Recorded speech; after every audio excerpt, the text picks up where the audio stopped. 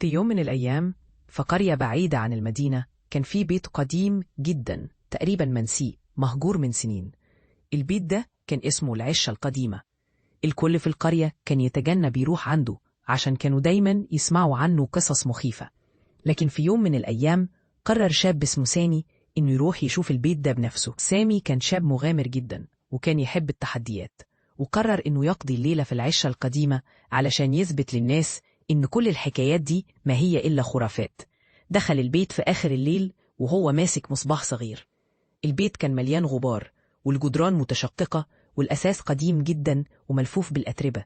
في أول دقيقة لما دخل حس بشيء غريب في الجو. كان فيه هدوء تام، لكن كان فيه حاجة مش طبيعية، حاجة تقيلة في الجو. بدأ سامي يتحرك في البيت وكان بيشوف ظل يتحرك قدامه في الممرات، لكن لما يلتفت ما كانش فيه حاجة. اتقدم شوية لحد ما وصل لأوضة كبيرة في آخر البيت، ودي كانت أكتر أوضة مرعبة لأن بابها كان مكسور، لكن الصوت اللي سمعه خلاه يدخل. أول ما دخل الإضاءة اللي في المصباح ضعفت فجأة، وابتدت الرياح تعصف في الأوضة وكأنها بتحاول تطرده. وفجأة من بعيد سمع صوت ضحك خفيف. حاول يروح عشان يشوف مصدر الصوت، لكن لقى الباب وراه مقفول. فجأة تراجع، لكن صوت الضحك زاد وصار الصوت من خلفه.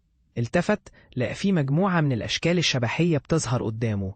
كان بيشوفهم من خلال الضباب الكثيف اللي ملا الأوضة.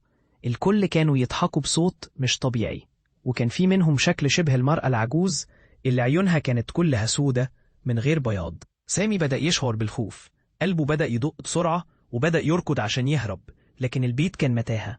كل ما يجري يلاقي نفسه راجع لنفس المكان اللي بدأ منه. في اللحظة دي سمع صوت صرخة مفاجأة، رجع لورا لقى نفسه قدام نفس الأشكال الشبحية تاني اللي كانت بتقترب منه بشكل أسرع. بدأ يصرخ، لكن الصوت كان زي الهوا، مفيش حاجة بتطلع.